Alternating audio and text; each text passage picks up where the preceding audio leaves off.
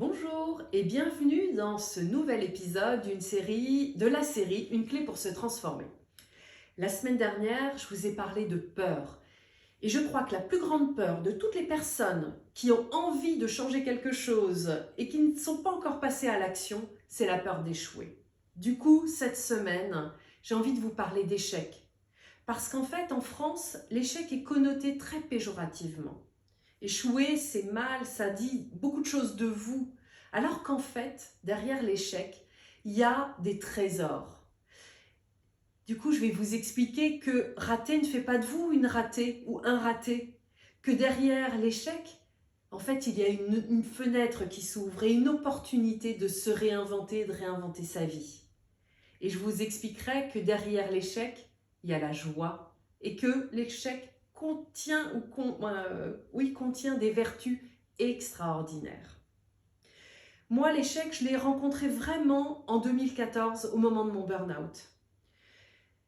Je pensais vraiment faire les choses bien. J'y mettais tout mon cœur, toute mon ardeur. J'étais très perfectionniste et finalement, je réussissais à atteindre, voire dépasser mes objectifs. Pour autant, je me suis retrouvée à terre et ça a été d'une violence absolue. J'ai vraiment cru à ce moment-là que j'avais échoué à la mission qu'on m'avait confiée, celle d'atteindre mes objectifs, celle de réussir à être à la hauteur de ce que j'imaginais qu'on voulait de moi. Et en fait, je crois qu'au-delà de la violence physique et de la douleur physique que j'avais à ce moment-là, c'est la souffrance la plus forte a été de ne pas me reconnaître et d'avoir échoué à l'image que je voulais donner de moi. Finalement, la douleur de l'échec, c'était de me rendre compte que je n'étais pas celle que je pensais être. Et ça a été le plus dur. Et du coup, je crois que la première chose à savoir, c'est que rater ne fait pas de vous une ratée. Échouer ne disait pas de moi que j'étais une mauvaise personne à ce moment-là. Parce qu'en fait, l'échec, il ne dépendait pas que de moi, il ne parlait pas que de moi. Il parlait finalement de ce que je pensais être, de mon projet, mais aussi de l'environnement dans lequel j'interagissais, de la société pour laquelle je travaillais, des ressources qu'on me donnait pour faire mon job, des personnes qui composaient. Mon chef, en l'occurrence, fait partie aussi de pourquoi j'ai échoué. Les conditions géographiques, les bouchons parisiens dans lesquels j'étais coincée plusieurs heures par jour ont participé de mon échec entre guillemets. Donc, je crois que ce qui est important de retenir, c'est rater ne fait pas de vous une ratée. L'échec, il est au-delà de votre personne, c'est un ensemble de choses. Pour autant, prenez votre part de responsabilité dans votre échec, ça c'est essentiel. Et après, une fois que vous avez accepté votre part de responsabilité, ça va être d'envisager l'échec comme une opportunité de grandir, de comprendre qui vous êtes, quelles ont été vos limitations ou quelles sont les ressources que vous avez développées malgré tout et que vous pouvez continuer à faire fructifier au-delà pour rebondir. Regardez, ce que vous avez à comprendre dans cet échec n'est pas garanti. Je ne vous dis pas que vous comprendrez tout. Par contre, la vie, faites confiance à la vie, elle vous resservira ce que vous n'avez pas compris plus tard, dans une autre expérience. Mais moi, cet échec que j'ai vécu, ce burn-out que j'ai vécu comme un échec dans mon job et dans ce que je donnais à voir, dans ce que je pensais être, m'a permis en fait de redéfinir mes attentes, mes besoins, mes envies, m'a permis de me questionner encore sur qui j'étais et finalement ce que je voulais être et continuer à grandir. Donc, voyez cet échec comme une opportunité de vous réinventer et de réinventer votre vie.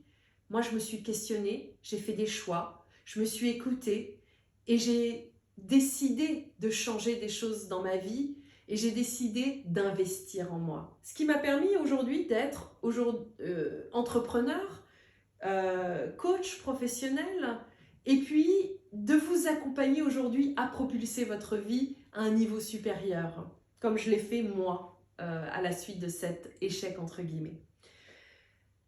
Donc vous le voyez, cette opportunité, elle est essentielle pour vous aider à rebondir. Et je vous donnerai 3 conseils pour vous donner un maximum de chances de rebondir. La première, c'est mettez toute votre énergie dans ce que vous pouvez changer vous et dans ce qui dépend de vous. N'allez pas au-delà. Vous ne pouvez pas tout changer. Il y a des choses, vous ne pouvez pas changer les autres, vous ne pouvez pas changer la société. Vous pouvez contribuer à interagir avec les autres et avec la société de façon différente. Donc changez votre posture, changez ce que vous pouvez changer en vous, vos croyances, vos peurs, dépassez-les. Mais n'allez pas au-delà de ce qui dépend de vous. La deuxième chose, c'est je vais vous proposer de remplacer le mot échec par expérience. Et vous comprendrez les mots de Nelson Mandela qui dit « à chaque fois, soit je gagne, soit j'apprends ». Donc, soit vous gagnez, soit vous apprenez sur vous et sur les autres, sur le monde, sur la façon dont vous interagissez avec eux. Et puis, je crois que le troisième conseil que j'ai envie de vous donner, c'est l'important, c'est pas la ligne d'arrivée, c'est pas votre objectif, c'est le chemin que vous allez emprunter pour y arriver. Et ce chemin, il est riche d'enseignements, il est essentiel de le vivre pas après pas pour apprendre, pour ajuster et pour continuer à avancer et peut-être ajuster votre objectif et modifier la ligne d'arrivée. Mais voyez le chemin, là c'est l'important.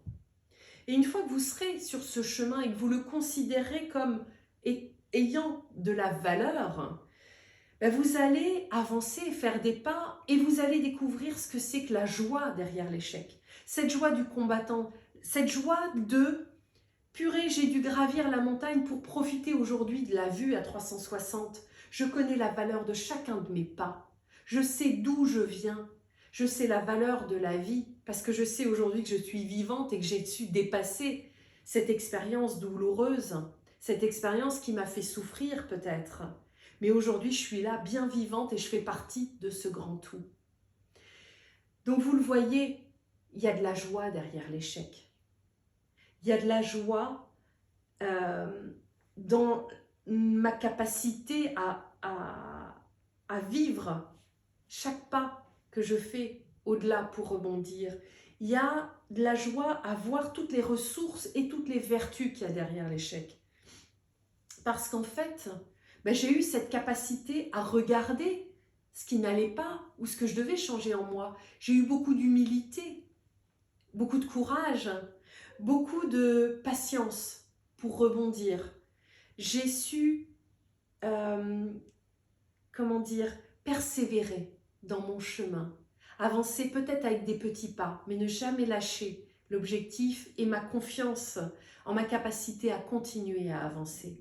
Ma confiance, j'ai développé cette confiance en la vie parce que je sais que quoi qu'il arrive, je peux danser avec les orages qui vont arriver tôt ou tard parce que la météo est changeante et que rien n'est figé, tout est impermanence. Je sais aussi que derrière l'échec, j'ai développé mes ressentis. Je suis revenue à mon corps qui attend à me dire. J'ai redéveloppé mon écoute par rapport à mon intuition. J'ai redéveloppé un regard par rapport à ce que j'ai fait, à comment je l'ai fait, cette capacité d'analyse, à me regarder, mais à regarder la vie, les autres avec qui j'interagis, la société. Donc, j'ai gagné en sagesse. Donc ça, ce sont toutes les vertus qu'il y a derrière l'échec. Et en fait, quand vous regarderez l'échec de cette façon-là, vous gagnerez en sagesse. Donc moi, j'ai envie de vous donner un défi. Regardez tout ce que vous avez considéré dans votre vie comme échec. Regardez-le comme ça a été l'opportunité de quoi pour vous? L'opportunité de développer quoi comme ressources, comme talent, comme savoir-faire? Faites-le et dites-moi comment vous pouvez regarder vos échecs autrement, comment ils vous ont construit, comment ils vous ont rendu fort et puissant pour continuer à grandir. Et si vous avez envie de regarder vos échecs autrement, de comprendre qu'ils sont le fondement de votre réussite future, si vous avez besoin d'aide, ben je suis là. Donc vous connaissez maintenant mon site internet, réservez un créneau pour une séance découverte et je serai heureuse de vous expliquer comment je peux vous aider. Si vous avez aimé cette vidéo, n'hésitez pas à la liker, à partager, à réagir. Dites-moi quels ont été vos échecs et comment ils vous ont rendu plus forte. Je vous remercie, je vais vous souhaiter une très très bonne semaine et je vais vous dire à très bientôt. Au revoir.